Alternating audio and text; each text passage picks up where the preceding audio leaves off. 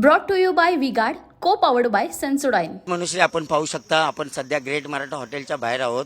हे ओबीसी बहुजन पार्टीचे जे नेते प्रकाश शेंडगे आहे, हे त्यांची गाडी आहे.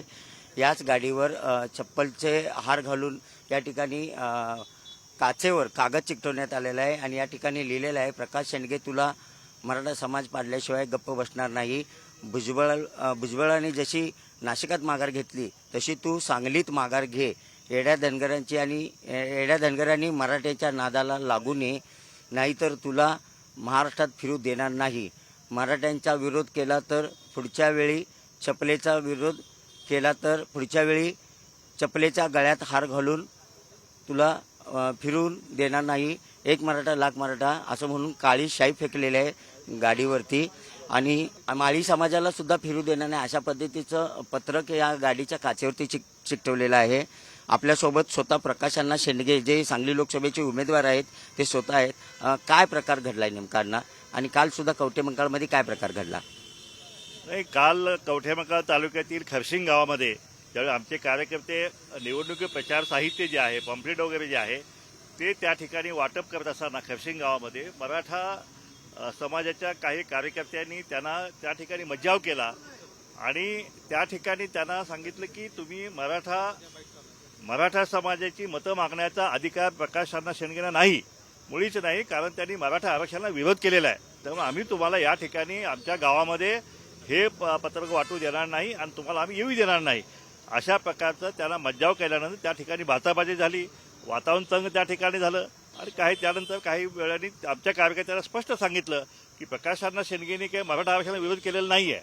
त्यांचा उलट मराठा समाजाला आरक्षण द्यायला त्यांनी पाठिंबा दिलेला आहे. फक्त 50% वरचं जे आहे ते त्यांनी आरक्षण द्यायला पाठिंबा दिलेला आहे. जे जरांगेंची मागणी जी आहे की ओबीसीचे 57 लाख कुणब्यांचे दाखले देऊन संपूर्ण मराठा समाजाला ओबीसीमध्ये घुसवण्याचा जो कार्यक्रम जो आहे, जी मागणी तिला विरोध केलेला आहे आणि म्हणून तिला तर तो विरोध आमचा कायम राहणार आहे. आज आहे, काल आणि उद्याही तो राहणार आहे.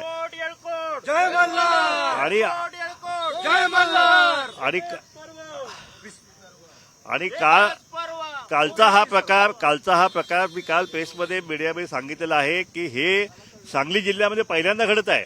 इतकं मराठवाड्यामध्ये हा विषय ओबीसी विरुद्ध मराठा हा त्या ठिकाणी पेटलेला असताना सांगली मात्र शांत होती.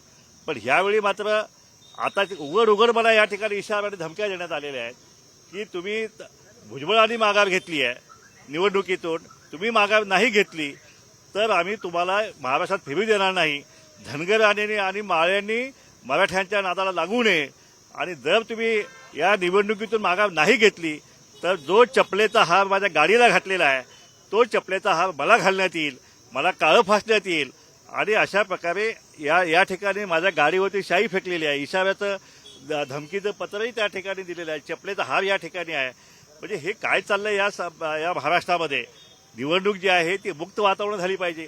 लोकशाही आहे, कुणाला कुणाचाही मतं मागायचा अधिकार आहे.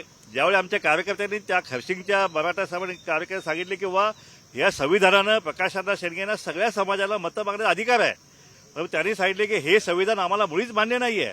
म्हणजे ह्या महाराष्ट्रामध्ये, या देशामध्ये हे संविधान मान्य होणार नसेल मग पुढे हा देश चालणार आहे कसं काय? आणि सांगलीमधलं मराठा ओबीसी हा कधीच नव्हता.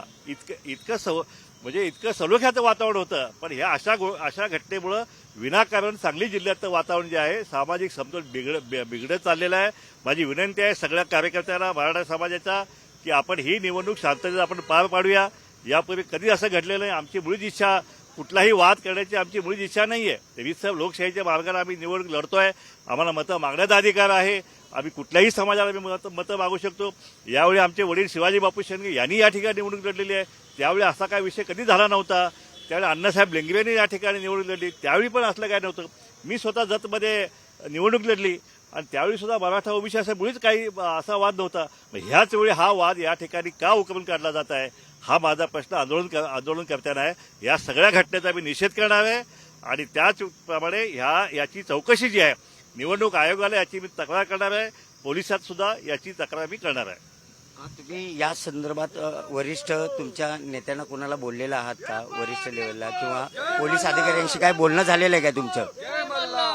नाही, आता सकाळी माझा ड्रायव्हर कुठे आहे तो कोळीकर कोळेकर ड्रायव्हर सकाळी आता ज्यावेळी आला त्यावेळी त्याने मला सांगितलं की असं खाली गाडीला हे झालेलं आहे आणि रात्री 1:30 वाजता या ठिकाणी मी या ठिकाणी आलो आणि त्यानंतर सकाळी आता बघतो तर ह्या असाचा प्रकार या ठिकाणी झालेला आहे. आता CCTV फुटेज आम्ही चेक करत आहे ते किंवा हॉटेलचे CCTV कॅमेरा आहे तिथं, त्याच्यामध्ये काय आता कोण आहे ते बघूया. आणि नक्कीच ही घटना जी आहे ही निंदनीय आहे आणि कुठल्याही परिस्थितीत या ठिकाणी ओबीसी आणि धनगर समाज जो आहे तो हे अशा घटनामुळे सहन करणार नाही.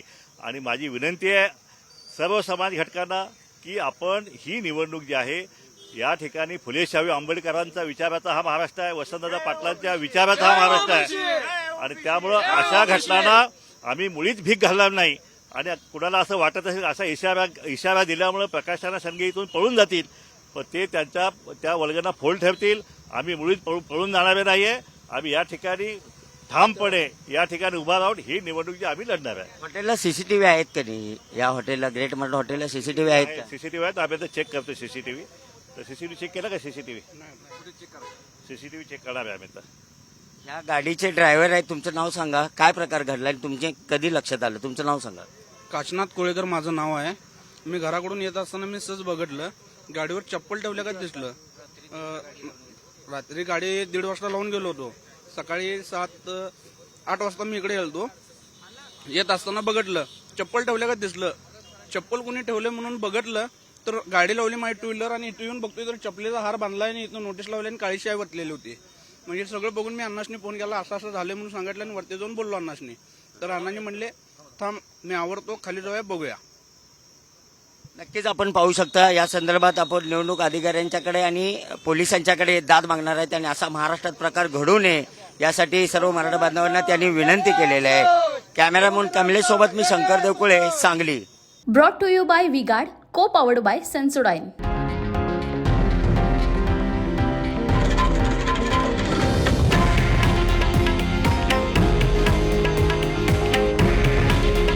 हे आहे देशातील नंबर 1 न्यूज नेटवर्क आणि आपण पाहत आहात TV9 मराठी.